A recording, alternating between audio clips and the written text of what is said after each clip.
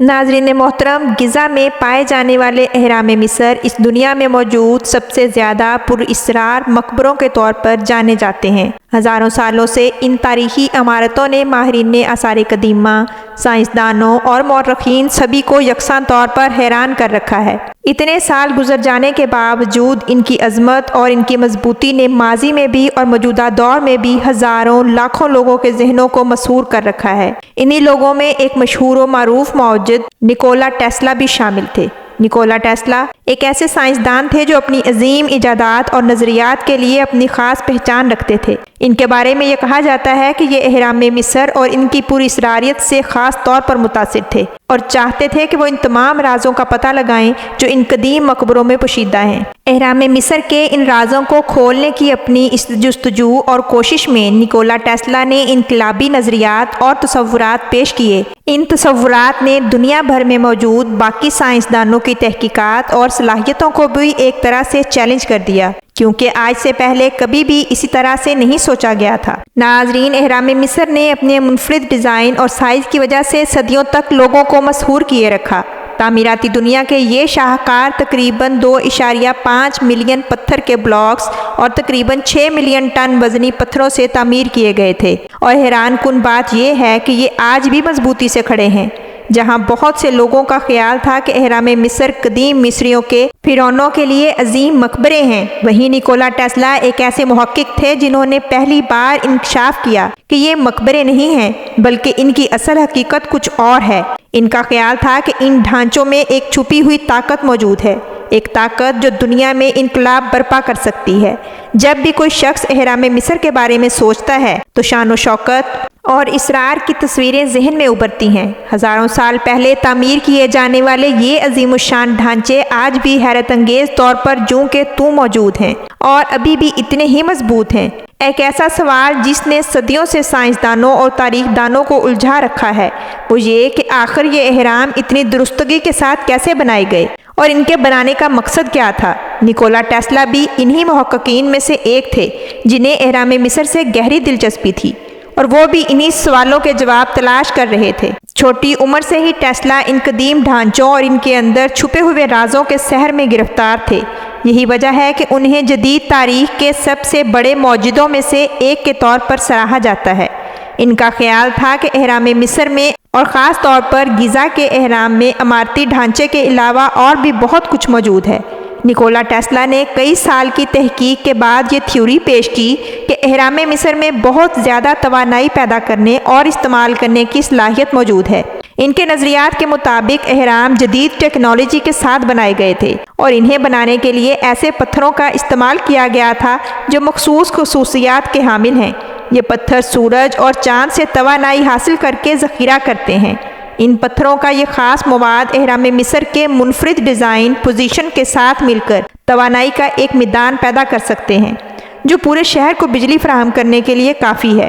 دوسرے لفظوں میں نکولا ٹیسلا کے مطابق یہ اہرام وائرلیس بجلی پیدا کرنے کے قابل تھے۔ اس دعوے کے پیچھے اصل تھیوری یہ تھی کہ 21,000 فٹ کی بلندی پر جو ہوا موجود ہے اس میں یہ صلاحیت موجود ہے کہ وہ وائرلیس الیکٹریسٹی ایک جگہ سے دوسری جگہ ٹرانسفر کر سکتی ہے۔ اس تھیوری کو ذہن میں رکھتے ہوئے نکولا ٹیسلا نے ایک کمیونیکیشن سسٹم ڈیزائن کیا، لیکن اسے عملی طور پر تعمیر کرنے کے لیے بہت زیادہ سرمایہ درکار تھا، جس کے لیے انہوں نے اس ٹائم کے کروڑ پتی شخص JB مورگن سے کہا کہ اگر وہ نکولا کو اس مقصد کو پورا کرنے کے لیے سرمایہ دے دیں تو وہ ان لوگوں کو ایک کمیونیکیشن سسٹم بنا کر دیں گے۔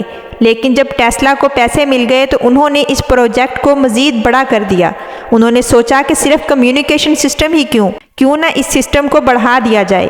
اس مقصد کے لیے انہوں نے ایک ٹاور ڈیزائن کیا جو وائرلیس بجلی پیدا کر سکتا تھا۔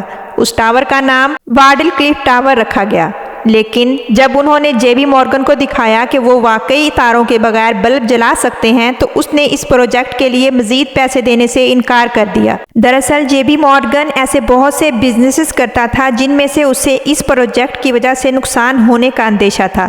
ان بزنس میں سے ایک کاپر وائرز کا بزنس تھا، ایک ربر کا بزنس تھا، اس کے علاوہ کوئلے کے پروجیکٹس بھی تھے۔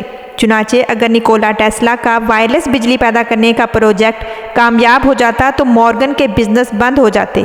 اسی لیے نہ صرف اس نے خود پیسے دینا بند کر دیے بلکہ تمام باقی انویسٹرز کو بھی فنڈنگ کرنے سے منع کر دیا۔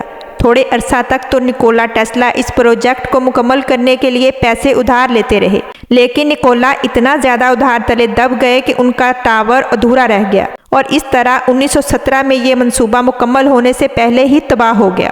جنوری 1943 میں ٹیسلا کی موت کے بعد اس کی تحقیقات کو ناقابل استعمال سمجھ کر اور ان کی سائنٹیفک ویلیو یوزلیس قرار دے کر ضائع کر دیا گیا، جبکہ سائنسدانوں کا ماننا ہے کہ وہ تمام تحقیقات بہت اہمیت رکھتی تھیں۔ بہت سے لوگ ٹیسلا کے ٹاور کو اہرام مصر سے ملتا جلتا قرار دیتے ہیں۔ اس سلسلے میں ایک مشہور انجینئر نے اپنی کتاب میں لکھا ہے کہ ٹیسلا اپنے وارڈن کلف ٹاور کے ذریعے دنیا کو وائرلیس بجلی دینا چاہتے تھے، اور انہوں نے یہ آئیڈیا اہرام مصر پر کئی سال کی تحقیقات کے بعد لگایا تھا۔ اس کتاب کے پبلش ہوتے ہی دنیا بھر کے سائنسدانوں اور محققین نے ایک مرتبہ پھر اہرام مصر کو تفصیل سے اسٹڈی کرنا شروع کر دیا، اور ان میں سے کئی انجینئرز اور سائنسدانوں کو اس بات کا یقین ہو گیا کہ یہ اہرام صرف فرعونوں کی ممیز رکھنے کے لیے نہیں بنائے گئے تھے بلکہ ان کی تعمیر کے پیچھے کوئی اور وجہ بھی ضرور ہے۔ ناظرین، مصر میں ٹوٹل 118 اہرام موجود ہیں، اور ان میں سے سب سے بڑے اہرام کو پیرامڈ آف گیزا کہا جاتا ہے، جس کے متعلق یہ مانا جاتا ہے کہ یہ دراصل خوفو نام کے ایک حکمران کا مقبرہ ہے۔ اس حساب سے تو اس جگہ اس حکمران کی ممی یہاں دفن ہونی چاہیے تھی، لیکن سچائی تو یہ ہے کہ اس پیرامڈ کے اندر سے کبھی کوئی مقبرہ یا ممی ملی ہی نہیں۔ صرف یہی نہیں بلکہ اگر کسی حکمران کی ممی کسی ایک پیرامڈ سے ملتی ہے تو اس کے ساتھ مزید کئی طرح کے نوادرات بھی ملتے ہیں، مثلا سونے چاندی کے جانور وغیرہ۔ اس کے علاوہ اور بھی بہت سی قیمتی اشیاء جن کے بارے میں اس وقت کے لوگوں کا ماننا تھا کہ یہ چیزیں ان کے بادشاہ کی مدد کریں گی جب وہ اپنے معبودوں سے ملیں گے، لیکن پیرامڈ آف گیزا میں کبھی ان میں سے کچھ بھی ایسا نہیں ملا۔ نہ تو وہاں کسی مقبرے کے آثار ملے اور نہ ہی کسی قسم کے کوئی نوادرات مل سکے۔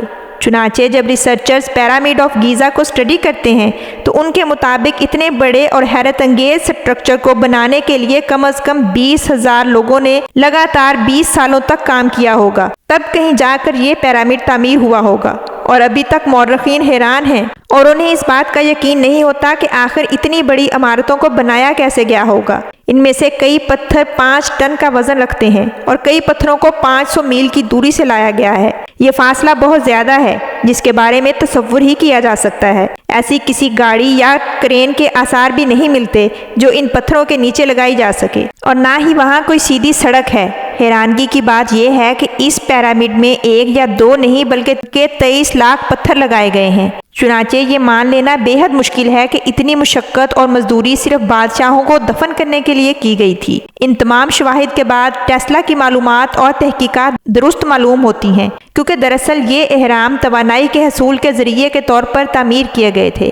اگر یہ مان بھی لیا جائے کہ یہ سارے مورخین سچ کہہ رہے تھے کہ پیرامڈ آف گیزا کسی خوفو نامی حکمران کے لیے ہی تعمیر کیا گیا تھا اور وہ اپنے لوگوں کے لیے بہت اہم تھا اور اسی لیے اس کا مقبرہ بنانے کے لیے یہ پتھر لائے گئے تھے، لیکن ناظرین جو میٹیریل اس پیرامڈ کو بنانے کے لیے استعمال کیا گیا تھا وہی سیم میٹیریل آج کل بجلی پیدا کرنے کے لیے استعمال کیا جا رہا ہے۔ یہی وجہ ہے کہ بہت سے محققین آج کل اسی نظریے کو ثابت کرنے کے لیے دن رات کام کر رہے ہیں کہ اہرام مصر صرف مقبرے نہیں ہیں بلکہ ان کی خاص طرز تعمیر اور ان کا منفرد طرز ڈیزائن اور مخصوص میٹیریل کا ایک مخصوص طریقے سے استعمال انہیں مزید مشکوک اور پراسرار بناتا ہے اور ان کی تعمیر کسی خاص مقصد کی طرف اشارہ کرتی ہے، اور اس سلسلے میں سب سے زیادہ نکولا ٹیسلا کی تھیوریز پر کام کیا جا رہا ہے۔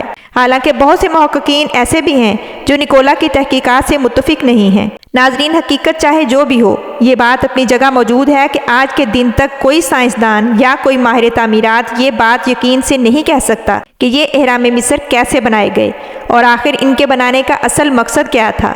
اگر سائنسدان اس علم تک پہنچ جاتے ہیں اور اس معمے کو حل کر لیتے ہیں تو امید کی جا سکتی ہے کہ آنے والے دنوں میں شاید اس راز پر سے پردہ اٹھ جائے گا کہ اہرام مصر اصل میں صرف مقبرے ہی ہیں یا اس سے بڑھ کر کچھ اور بھی ہے۔ واللہ عالم ان پیرامڈز میں کیا حقیقت ہے، کیا سچائی ہے اور ان میں کیا راز چھپے ہیں۔ محترم ناظرین، امید کرتی ہوں کہ آپ کو آج کی یہ منفرد اور معلوماتی ویڈیو پسند آئی ہوگی۔ اس ویڈیو کو لائک کیجئے، دوسروں کے ساتھ شیئر کیجئے، میرے چینل اردو داستان گھر کو سبسکرائب کر کے بیل آئیکن کو پریس کر دیجئے گا تاکہ میری ہر نئی آنے والی ویڈیو کا نوٹیفیکیشن بر وقت آپ کو مل سکے۔ سبھی ناظرین سے گزارش ہے کہ کمنٹ باکس میں اپنی قیمتی آراء کا اظہار ضرور کیجئے گا کہ میری ویڈیوز آپ کو کیسی لگتی ہیں۔ حاضر ہوں گی ایک نئی منفرد ویڈیو کے ساتھ، تب تک کے لیے اجازت دیجئے۔ اللہ حافظ۔